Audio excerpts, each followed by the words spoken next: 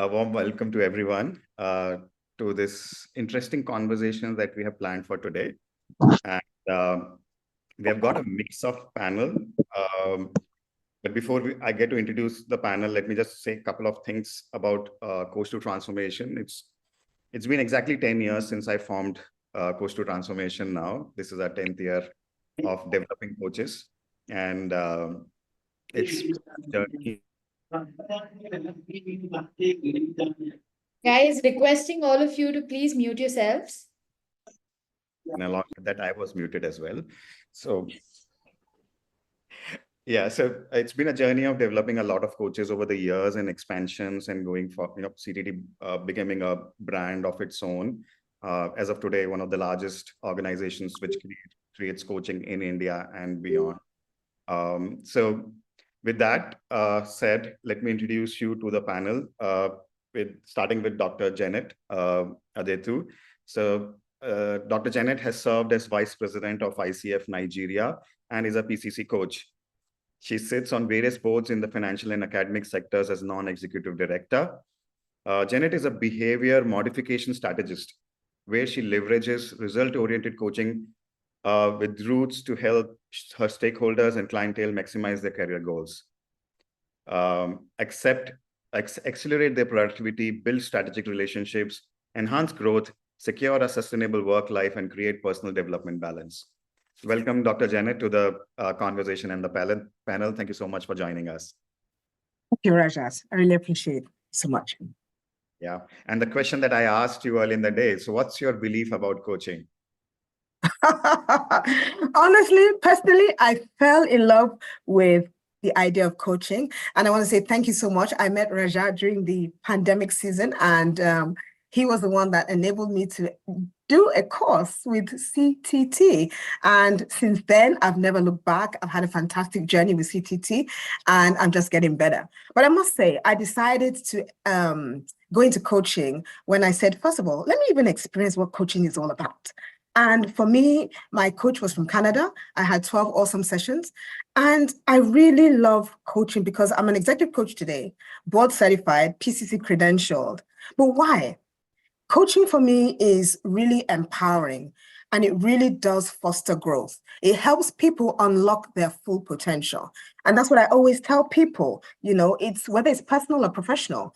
Again, for me, it's a partnership. We're working together. I believe in that partnership, that really brings about mutual growth, mutual respect, rather. And it's all about getting to that ultimate goal, which I would say we might not do it ever if we don't have a coach because of distractions, imposter syndrome, and all of that. It's a dialogue, right? I love and I always like to experience the transformative change from when I saw you today and now down the line, this change of where you have done some deep down exploration, where you have gone ahead and done some discovery about yourself. And when you take actionable steps to really achieve that goal. I love the fact that it's accountable. So there's transparency and it's results driven. People are responsible for their actions. I love the fact that, it's tailor-made for you. It's driven by the client. And I really believe that for coaching, it is the way to go because at the end of the day, it's dynamic, it's continuous, it's evolving. And coaching, for me, my belief is that it brings value and it brings purpose. Thank you so much. Beautifully said, Dr. Janet. Thank you so much for that. Let me introduce Pankaj to the group. Thank you, Pankaj, for joining us today. Pankaj heads the leadership and talent development for one of the largest e-commerce companies in India. With more than 24 years of learning and development and developing talent across sectors, Pankaj has been developing leaders in highly fast-paced environments. He is an ACC credentialed and a PCC trained coach already, and he has initiated so many coaching engagements across his organization and ecosystem and has gotten amazing results. Thank you, Pankaj, for joining us. Help us understand your belief around coaching. So good evening, greetings of the day to everybody, whichever part of the universe you are in. Rajat, thank you for having me here. Like Dr. Janet mentioned, CTT has also been my learning ground. So Rajat and Arvind have been my gurus from CTT. So I'm a product of CTT from that perspective. Happy to be here, delighted to be here. Two words that come to my mind. One is curiosity and second is transformation. So Albert Einstein beautifully said that important thing is not to stop questioning, and curiosity is more important than knowledge. And I think coaching creates that space, and the output is the transformation and the happiness that you get, the celebration you get as a coach when you have been able to make an impact. So that's truly what I believe about coaching. Thank you so much, Pankaj. Welcome again. And let me welcome Todd.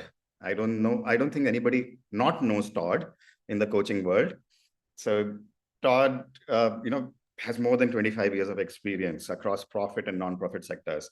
He's the current COO for ICF. And it's been what, now 13 years, right, Todd, for you with ICF? So, Yes. And so he's deeply involved with a lot of assets of ICF, including the whole ethics committee of ICF, the independent review board. He's part of the ethics code review team as well. And he sits on the global nomination committee. He's part of the global board of directors of ICF as well. And he has actually seen coaching evolving across the years in front of him and has been part of that, creating that evolution itself. So thank you, Todd, for joining us today. Help us understand your belief around coaching. thank you so much. Thank you so much, Rajat.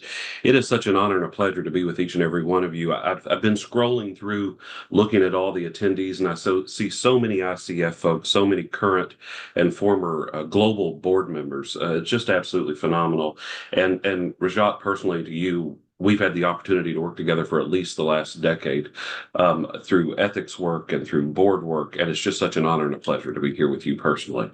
For me, and I have to double down really on the ICF mission statement about coaching being integral to a thriving society. As society changes, as society thrives, coaching is going to be integral. It is going to be a foundational element to who we become as a people, as a society. And it's so wonderful that happens on a global level, and we see that demonstrated here today. It's just phenomenally transformational, and it's so exciting to be part of that, and so exciting to know that each and every one of you are making that happen person by person. And when we have the honor of setting at the global level and looking at it across the world, knowing that the impact we make is absolutely phenomenal. And so what I would say, first of all, is thank you. Thank you so much for the work that you do with your individual clients, the work that you're doing in your countries and your hometowns. It's making a difference around the world, and we're starting to see that because of coaching and the work that we do. Thank you, Todd. Thank you so much.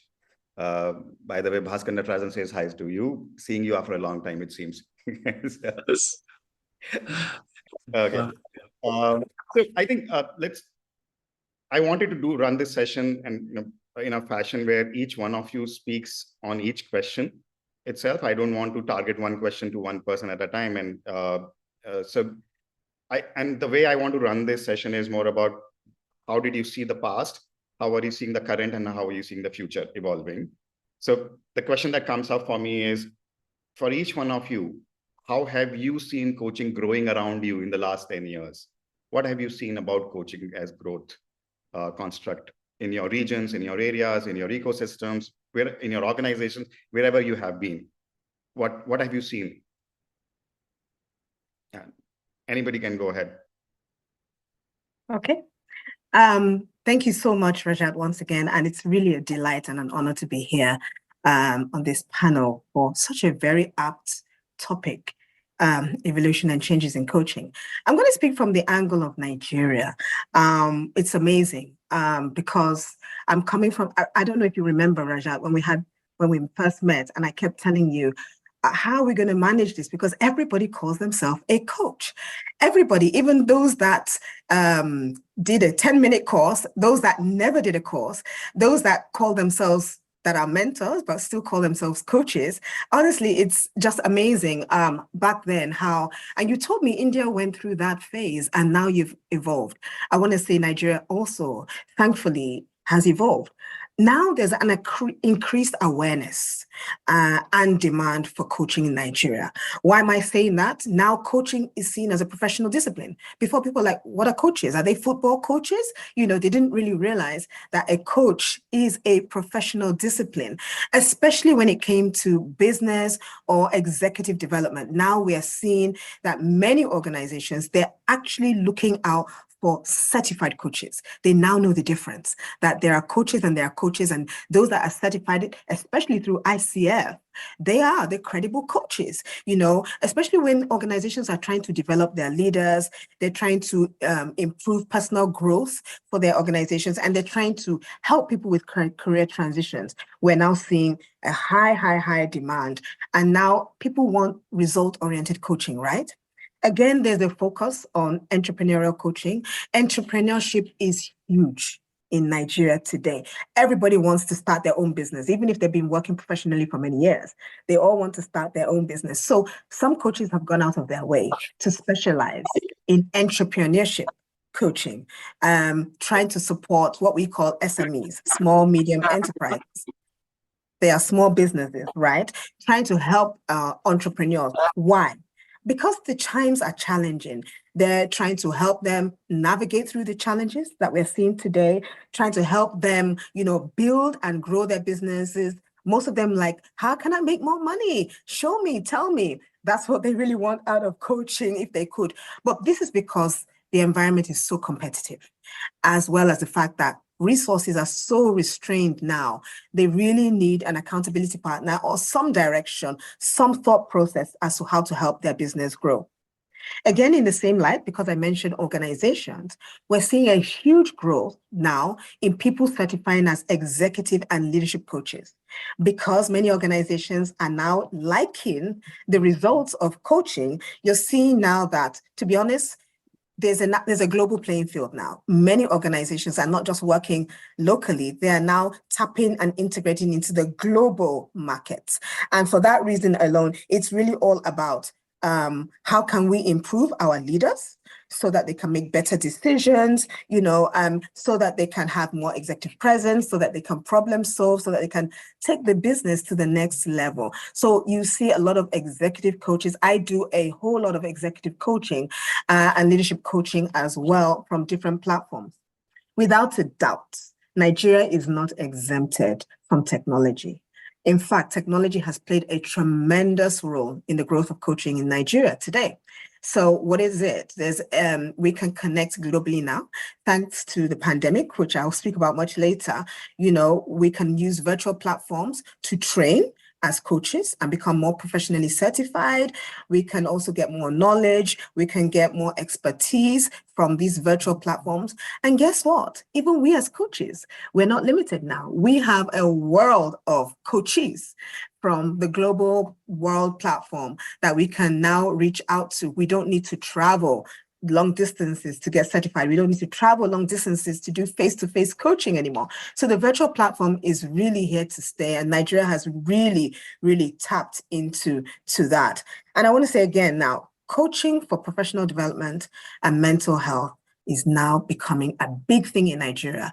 There are so many conferences and so many seminars around mental health, and this is a big thing. I think the World Health Organization said that mental health is probably the next pandemic, you know, but it's now big in Nigeria because a lot of people took it for granted. It's even one of those stigmatized things that they don't even want to talk about.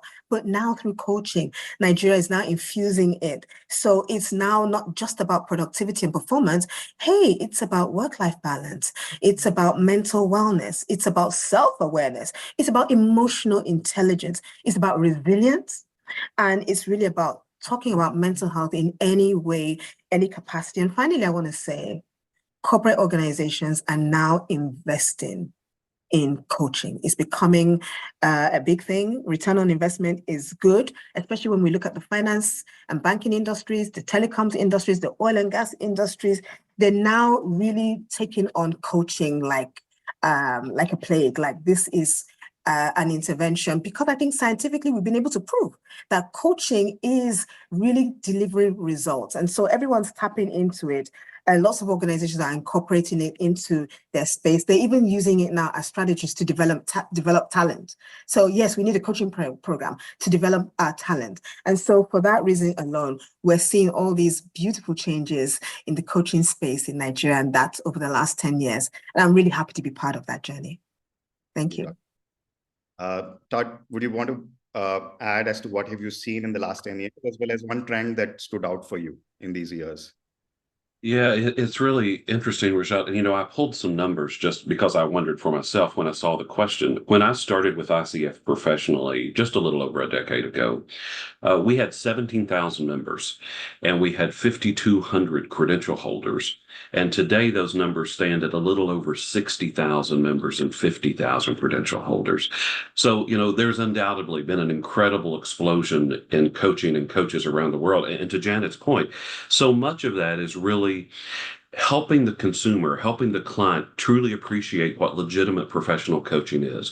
Finally being able to ask those questions, you know, dear coach, are you trained? Do you have coach training? Do you adhere to a code of ethics? Do you adhere to core competencies? Are you credentialed by a coaching body? Whatever it may be. And I think part of that education of the consumer really has been vital to the growth of the profession. And it's been phenomenal to see. And as interesting as the numbers are for me at the heart level, what has been most interesting in that evolution that I have seen is when my 16-year-old daughter is having a casual conversation to me about a college coach, a scholarship coach, an academic coach, and seeing that even in the youth around the world, this notion of coaching being one, legitimate, two, necessary, three, professional, is just a demonstration of how we have become, I don't want to say commonplace, but how we have become necessary and routine in the world of professionals. And it's been phenomenal to see that growth and to see that trend, you know, particularly we've started seeing it among corporations, among organizations, where at one time coaching was seen very much as a C-suite activity, and now we see it being extended to the entire employee base. Or we have a major university known as Rice University, just outside of Houston, Texas, that is now offering coaching to every student that goes through the university. So the notion that young people going through university, expecting and having the opportunity of coaching when they go to the workplace, expecting and asking that HR professional, now when do I meet my coach? That is a radical transformation in what's going to be happening in the coaching industry over the next few years. And it's just been so much fun to be part of that ongoing global growth that each and every one of you are part of as well. Thank you so much, Todd, for that. Pankaj? Let me answer it from an organization perspective. So during the last 10 years or so, I have seen distinct shifts in two spaces. First, the type of people seeking out coaching interventions. And second is why they feel they need coaching intervention. So as Todd mentioned, you know, it was a C-suite activity, right? So during early days, most of the folks who were reaching out to coaches were senior executives, right? And their relationship was bordering on consultancy rather than reflection or reflective mindset per se. They were mostly seeking inputs, or I can say strategic inputs on how they can grow their business. And that's when CEOs and CXOs would go to coaches. But nowadays, coaching is quite a bit democratized. Employees at a lot of levels are seeking coaching, and the need to move has also changed towards personal development. In fact, they are making coaching a part of their individual development plan. They are using coaching to grow in their careers, to manage transitions, to manage stress at some spaces. So coaching has shifted to a place where there's a lot of room for reflection. And that's the shift I have seen over a few years. Sure. Thank you so much, Pankaj. And I agree with all three of you in terms of the kind of growth that has been seen across organizations, in terms of starting from 1-2 people coaching in the initial years to now democratizing it across the organization and giving options to every employee to be coached at any time. And as Todd said, and like this university, we have also done as CTT a lot of pro bono coaching with students of universities, right? And the kind of neutrality that a coach provides to a student, and we have seen the results, the happiness that they get and say, these things we can't even talk to our friends or to our families, and I'm able to talk to you now. And it's just so brilliant a space for those kids out there. They just are overwhelmed with the competition, with the pressure and everything else. And it's just helpful to them at that point. And as Dr. Janet said, this will keep growing. The SME business where SMEs, and to answer Madhumita's point, a question out there, SMEs face this big issue of I am alone. I am fighting to survive my business day in, day out, right? And there are VCs or investors or vendors and clients all pushing me at any time, and they need support and they need to talk to someone at that point. Just not about their business strategy, but about themselves, what's happening to them. It's really high pressure for SMEs sitting out there running businesses, right? So it's very, very important if you focus on them rather than trying to build businesses for them using coaching. Right? That's very helpful to them. So with that. Thank you, Rajat. Thank you, Madhumita. And so now as we are progressing the time we are in, this whole space and evolution of coaching is going on, what are the new trends you are seeing? There's a lot of AI, yes, but from your perspective, what new niches are coming up or new concepts around coaching or pricing models or structures, credentials, or organizational needs kind of stuff? What are you seeing some new trends coming up around that? Pankaj, you want to go first on this one? Yeah, sure. Thank you. Couple of things, just two things probably. Firstly, on-demand coaching is a trend that is really caught up. And it truly brings accessibility, flexibility, scalability to coaching. I think it just solves for the immediate need of today's busy professionals, right? You get just-in-time solutions for your needs. So that's one trend I've seen really take off. Secondly, in recent times, there is also a lot of focus on diversity, equity, and inclusion in coaching. And from an organization perspective, the integration of DEI into coaching really helps us delve into areas of bringing diverse perspectives in leadership. The coaching truly promotes self-awareness, builds an accountability. It also helps leaders recognize their own biases and also shift their beliefs. And I think that's a big effort that really coaching helps us get to. So it really helps leaders create a culture where all employees feel valued, respected, and heard. So I think two things that immediately come to my mind are these. Yeah, thank you so much. So basically on-demand models around coaching, as well as how it's getting integrated into DEIB constructs across the organization. Sure. Thank you. Dr. Janet, you want to add that? Yeah, thank you so much, Rajat. I've been seeing a lot of emotional intelligence and mental resilience, more like emphasis on well-being and health coaching, wellness coaching. All right. Because just like Pankaj said, it's not just about technical or leadership skills anymore. You have to know how to manage stress. You have to know how to navigate uncertainty. You have to know how to lead, even with empathy. I was at a conference recently, and it was all about emotional intelligence, how to sustain your business, how to lead your employees, how to, run your business, grow your business with emotional intelligence and empathy. And honestly, during the pandemic, I think this is where it really all came from. ICF Nigeria Charter Chapter actually had a 6-week series all on resilience because we were stuck at home. Nobody knew what was going on. There was so much uncertainty. And this really metamorphosized into resilience coaching, and really helpful for a lot of executives who just did not know what to do. They've never been in this situation before. So even with all the 100 years or 20 years of experience, they just didn't know what to do. So coaching was very powerful.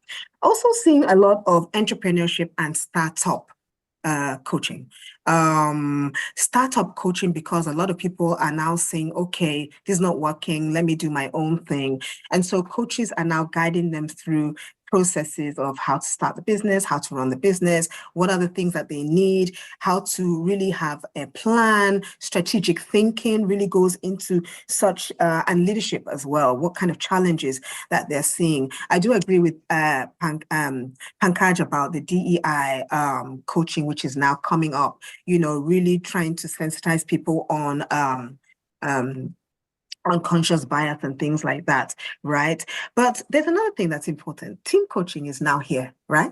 And with team coaching, a lot of companies have decided that remote work is permanent. We're sticking with it now. Some companies are letting, they're relaxing it a little bit because of some of the things that they're seeing.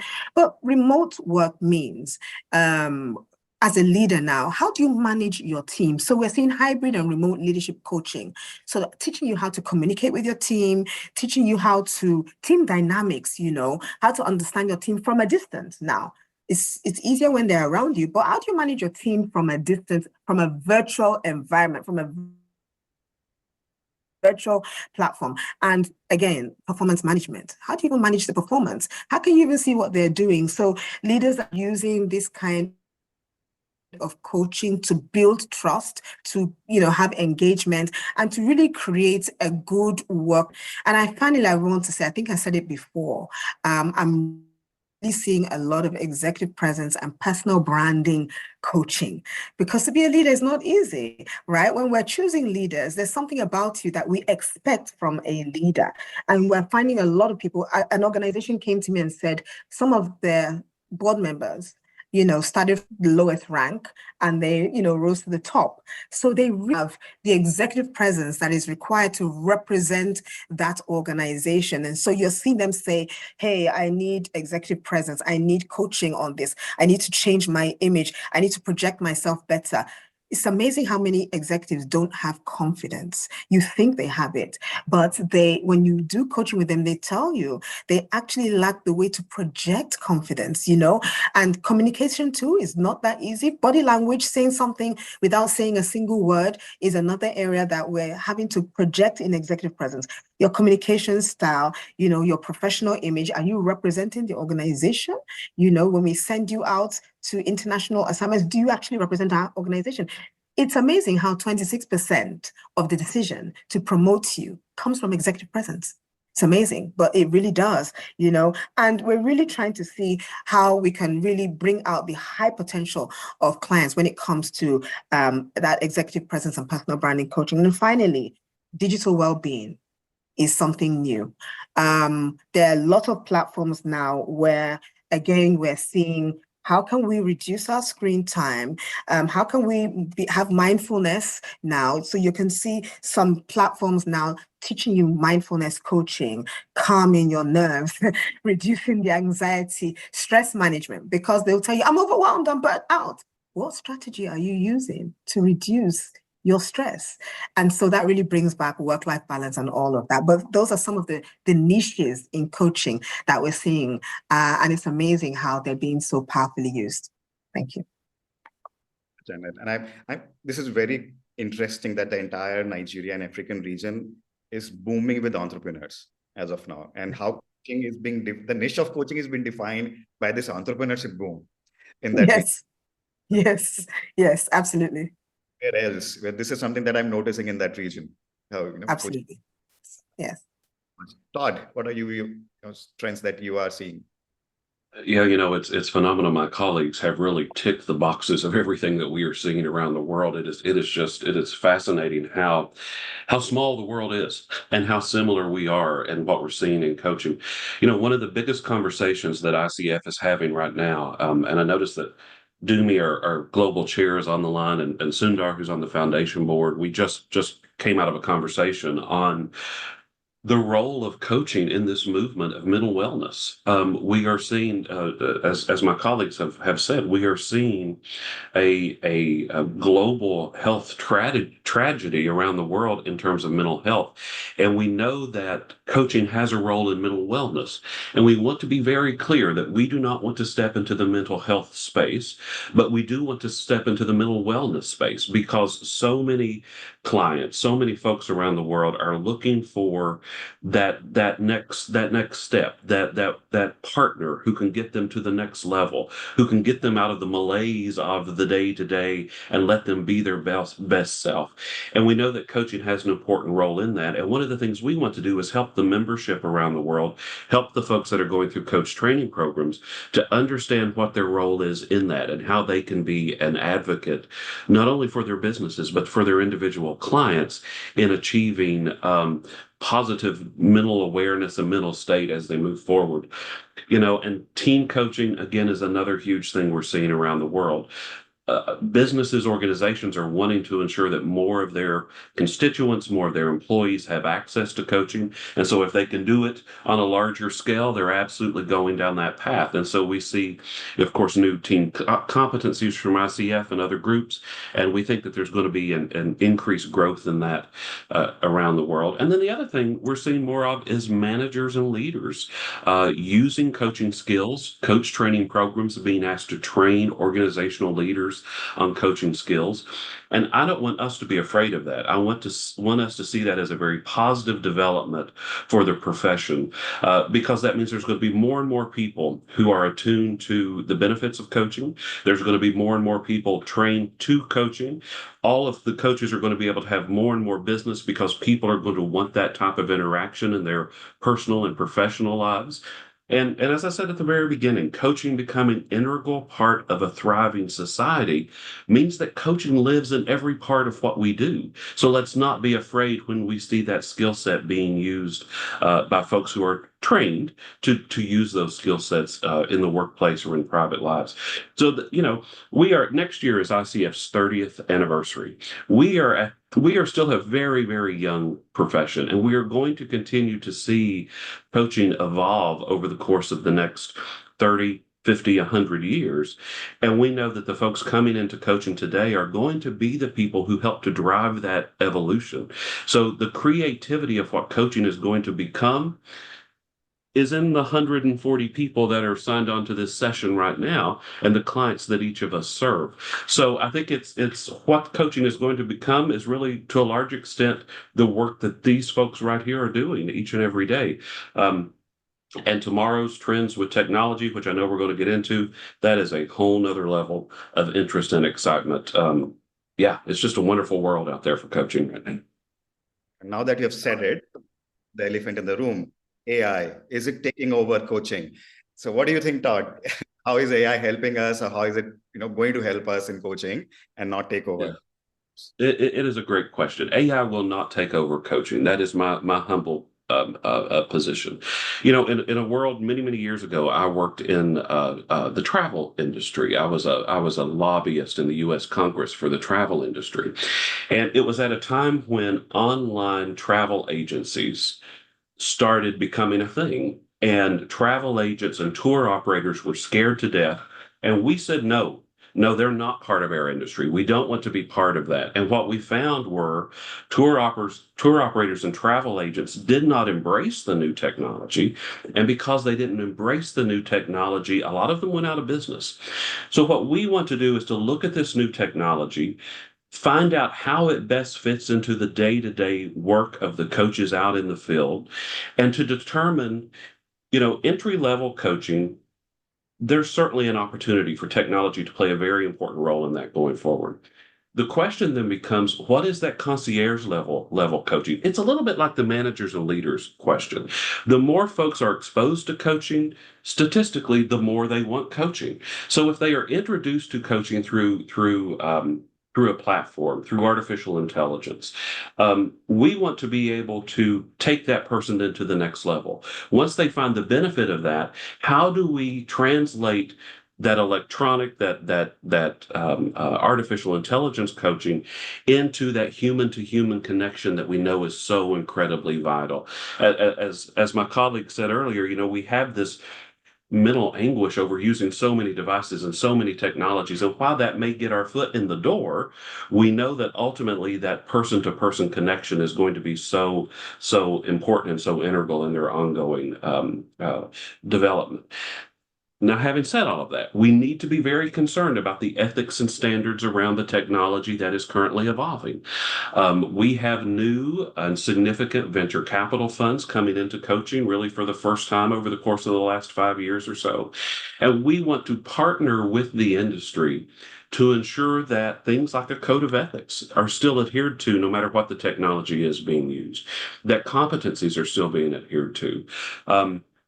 ICF and our research department has been working very closely with a number of the platforms to help co-create what those ethics and standards will be in that technology. Because ultimately, at the end of the day, we still want to protect the profession, we want to protect our clients, we want to protect our members to ensure that as technology develops, we are partnering in that development, for the future and for our clients. Yeah, thank you so much, Todd. Pankaj, what are your views on AI? Yeah, so I'm from an organization which is a tech organization. So, but I think Todd has covered it beautifully. So I do have some thoughts. So quickly on this. So we all have heard of AI-powered chatbots, right? I think there was a time we were talking about what would Rajat look like in a bot, and he doing coaching from a bot. I see a trend I'm imagining a trend where from a chatbot, we'll move to AI-powered conversations. And I believe that's going to be super powerful. I'm sure, and there are coaches and facilitators here. I'm sure you have heard of Albert Mehrabian's communication model, right? Which talk about 7% communication happens through word, 38% through tone, and about 55% through body language, gesture, facial expressions. Now, chatbots can only understand or interpret your words, language, vocabulary, which is about 7%, which is why they were not so effective. What's happening in the space of conversation is conversation bots can additionally analyze your speech patterns, your tone, word choice, body language, and to some level emotions, right? And which takes the effectiveness from 7% all the way up to, if not 100, at least about 90% or so, right? I agree with Todd about concerns of privacy and data and things like that. And when so much of data is available, it surely is prone to cyber attacks, data breaches, and things like that. But however, I believe that this trend is here to stay. I don't know if you have tried a thing called Replica. It's called replica.com. And if you have not, do try after the webinar. It truly is a AI who engages in a conversation with you and provides you feedback, self-reflection. And I'm seeing it surely move towards coaching very, very quickly. If you are a Netflix watcher, there is a movie called Control, CTRL, which talks about this a little bit and which leads it to data privacy and things like that. But I believe that this is going to be a trend that will catch very, very soon. I think Black Mirror made us look at it at a very black angle, the whole series on Netflix. Absolutely, yes. Thank you. Dr. Janet, you want to add your thoughts? Yes. Okay. Thank you so much, Rajat. Well, let me start by talking about some of the benefits. AI is really here to stay, and it's really about latching onto the bandwagon or you get lost in it. It's really about really staying abreast with what's happening with coaching. It's really about the evolution we're talking about. Of course, coaching on an AI platform is very accessible right now. It's also very scalable, right? We can reach a lot of people at the same time. It's really personalized, right? Okay. And the way AI works now is giving you continuous support, even giving you learnings and understandings, and it gives you data-driven feedback, which we can't get from humans, right? And then it's very cost efficient to a large extent, okay? And then they say AI is to augment and not replace human coaches. But I would say, and I agree with you, Pankash, again. Honestly, Replica is a self-coaching platform, and therein lies the fear. Todd said a lot about the issue around ethics and standards, and I agree with both of them. The fear really with AI is, honestly, will it wipe out human coaches? Because when you have self-coaching platforms, you don't need a human being anymore. So there is that fear, right? And again, data privacy, we're not sure now where data privacy lies, because anybody can go on and latch on, and you might even be a fake coach, on that platform. And so this speaks to, will people lose their jobs as professional coaches? This is a fear, but I agree with you. Is it here to stay for a long time? Maybe, technology is amazing. And even the same technology that we're dealing with today is continuously evolving. But then again, AI generated coaching, what is the quality of that coaching? Are people getting the real results that they want? So this is a cause for concern. I do agree with Todd. We cannot do without the human touch of coaching, because that's where you get the real results. And even if AI is here and it's helping us, let us look at it as something to augment and not replace, because I feel coaching, the real original genesis of coaching is that one-on-one touch. And I think for that reason alone, we will keep on making sure that we do things that will keep coaching, alive. And AI should not in any way, like that of the travel industry, take over coaching. Hopefully, we'll keep on thinking and evolving and doing things to make coaching much, much better. And I think I agree with all of you, and some points that Rajat Biswas said in the chat as well, saying, so coaching can be used to augment, so AI tools can be used to augment either the coach's capability towards coaching or enhancing the availability of coaching within the organization, but it might not replace a coach for the time being. And something that went viral recently was two AI agents talking to each other, and you can't distinguish it's not humans talking to each other. They've started using pauses. They've started using, yeah, right, that, and it's just so human-like, and it's gone viral. Two AI agents just talking to each other. Wow. And so you won't know if you're talking to a human or not at all. And the language and the tonality, everything is being spoken like that as well. And then you see Elon Musk producing, humanoid robots out there who are serving drinks, who are, talking to people and everything. So while they are being called human assisted, but yes, there are humanoid robots coming up who can stand and talk to you next to you as well. Right. So interesting times we are living in. And my last question hence is, what is that one disruptive thing that you're seeing in the future, in the next 10 years? What might disrupt coaching, the world of coaching, be it process of coaching, be it the systems of coaching, models, etc. What are you seeing could disrupt coaching in the next 8-10 years? Todd, you want to start on that one? Yeah, it's a great question. Great question, Rajat. And I'm going to go in a little bit of a different direction around, and Rajat can appreciate my interest in this topic, and it's around regulation of coaching.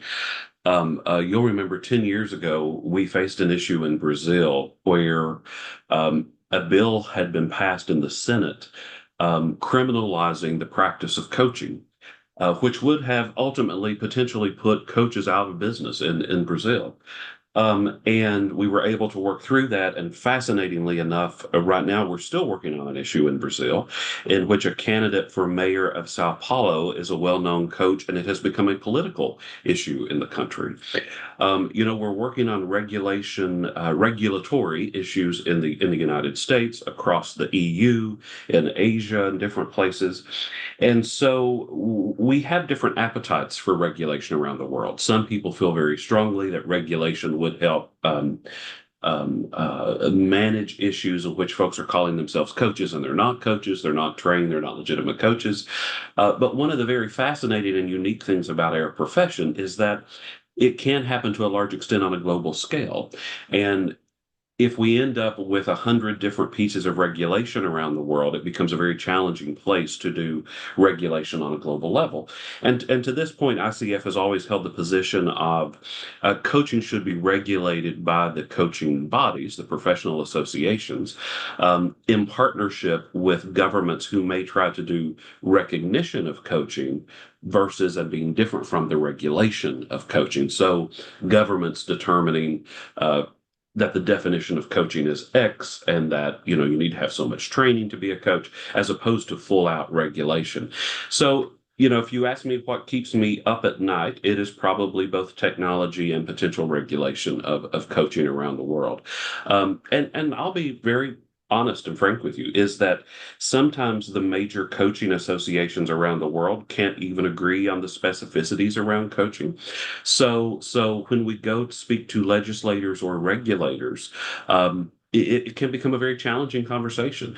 And so what we want to do is to keep the market open so that all coaches can practice effectively, while at the same time educating that consumer and that client about when you're interviewing that coach, are you asking about a code of ethics and a core competency and a professional membership and all those things. So those are really kind of the two things that concern me and keep me up at night as far as future controversial issues. Yeah, I know. Regulation is spreading across the world as of now. We do know there was a lot of talks around France as well, with Yes. who can be defined as a coach. This is beyond the coaching part. Who can be called a coach itself was being defined by legislation, right? So yes, that is something might happen, and it depends on how the organizations like ICF work with governments and what works out with them at the end. Yeah. Dr. Janet, do you want to add what is disruptive? One area of concern for me, Rajat, is mental health integration. We've been talking about it a lot, and it's really becoming so important now.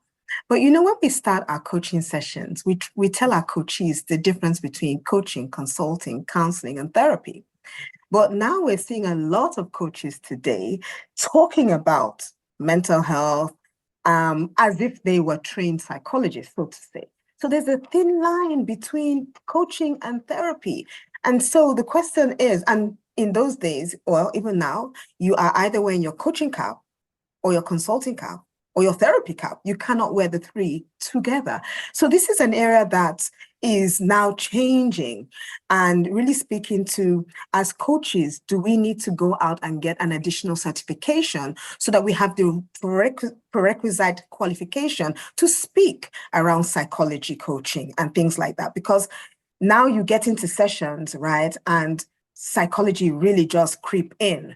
And you can't just say, stop there and let me refer you to a therapist. Because, the question now really is, where are we with coaching now, especially as mental health is creeping in? Now, mental health has a spectrum. You might just be a little bit, uncomfortable, stressed, burnt out. It's very different from being depressed, and it's very different from having serious mental health. So where do we draw the line? Because for me, this is an important area that we need to spell out now and redefine as a coach. When do you deal with such situations like this? I mean, so many questions come on our platform, and they really center around mental health. What would you do in this situation as a coach? And we start asking ourselves these questions. And though some of us are therapists, some of us learn to be therapists and psychologists along the line before becoming coaches, I guess they have a better edge, right? They have a better edge. So I personally, I'm going to go back and do a certification in psychology coaching, because I think it's going to be very helpful, even for me as a coach. And it speaks to what we are seeing out there, the trend. So it really means, as a coach, don't stay comfortable in your zone. Keep on going out there to evolve and learn new things and learn new trends, because psychological guidance is not easy. So my real question is, those people that are speaking to certain situations, are they really qualified to speak to that? So that, for me, can disrupt the system. But I guess there's always ways around it. Thank you very much. Very interesting thought, Dr. Janet, saying, knowing that there's a whole mental pandemic going on around us now in this world, how coaches have to evolve into being mental support as well as a coach to people, and having a conversation which is purely fluid between the two over time, and still keeping ethics in mind as to does the client understand what's happening at any time. Sure. Thank you so much. Very interesting. I will get to questions just in a minute. Pankaj, your views on disruption. Yes, so I think Todd and Dr. Janet have answered it beautifully. And truly, where the coaching is going, Todd is the best place to answer that because he knows the direction, ICF is taking coaching towards. But we have spoken about AI. Second thing that I believe would change would be I think the focus on short-term solutions would surely change the current realities around coaching because coaching is considered a long-term solve, a longer relationship over a duration of 2 to 3 months or whatever, 3 or 4 sessions, depending upon. So I think as leaders today grapple with many issues and the need to solve is immediate, the pace of life is changed quite a bit. I believe that the focus would change towards managing immediate challenges, quick wins, rapid results, and probably the style of coaching would change from a comprehensive and long term to probably a short term win, right? So the book that we all have read, which is Coach the Person, Not the Problem, right? I believe we might just in 10 years be talking about problems and not the person anymore because of the short-term nuancing around it. Yeah, so I think that would probably change looking at the pace and the time people will have to do things, right? So, yeah. Very interesting. Thank you so much, Pankaj, for that. Let me pick up some questions from the chat. If you can, I think one interesting, so Abhijat asked this question. One paradox I feel is organizations investing too heavily on empowering only individuals through coaching, but very less on creating empowering systems, right? Where is the balance? Pankaj, you want to take that one? Yeah, I Just think to quickly elaborate on that question, Rajat. I mean, if an organization is organizing coaching for everybody, even to enroll for that program, probably it will be a 3-level approval process. So we are talking about empowering the individual, but yeah. Yeah, so Abhijat, fantastic question. I think I realized that the cost associated with coaching sometime also become deterrent for organizations to just open it for everybody, right? Because we know that it costs a lot of money and budgets are shrinking for all organizations. But I must say that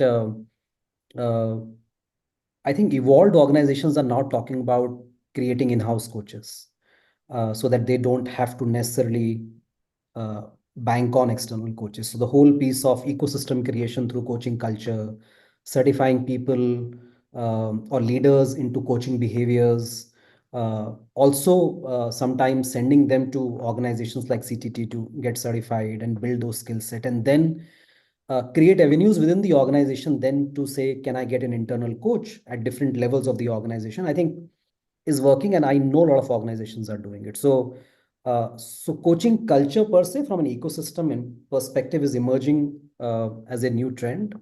Most organizations, especially who are serious about this, are investing in that direction, and that's what I believe, Rajat, at this point of time. Yeah, and to add to that, I think the policies within organizations are being made to cut the red tape and saying, how can you access it faster without trying to get approvals in the system? What are the criteria for getting access to coaching and all that? So there's much more clarity being given to employees in terms of access to coaching. At what point, when, for what can you access coaching? And I think the red tape can be cut faster in that process, right? And I think AI can again answer something like this much faster over time. How do you, as the processes move faster, knowing the AI can ask some basic questions. Why do you want coaching? Why do you want this? What do you want to do from this? And then approve it on behalf of the manager, which the manager has given a context already, right? So it could be a very interesting construct there, shortening the approval processes using AI out there. Thank you so much, Pankaj, for that. Todd, to you on AI. What do you think is the motive of people to create AI tools in coaching? Well, certainly a part of it is revenue production. I mean, there is certainly an appreciation by a lot of the venture capitalists right now that this is a hot market and a hot topic to engage with coaches and around the world. And I think that there is also some very positive developments in we are all trying to find ways to reach new markets, to serve an underserved community around the world with coaching. And those who are certainly looking forward to how can we do that inexpensively? How can we have a bigger impact? They appreciate that technology is a way to do that. And to a large degree, we salute that because we know that there are not trained coaches in every part of the world who can reach to some of those communities. So I think there's a mix of motivations as to why platforms and AIs develop the way it has, and we're going to continue to see that evolve over the course of the next bit. And here's the thing: we're about 5, 6, 7 years into this. We're going to start seeing some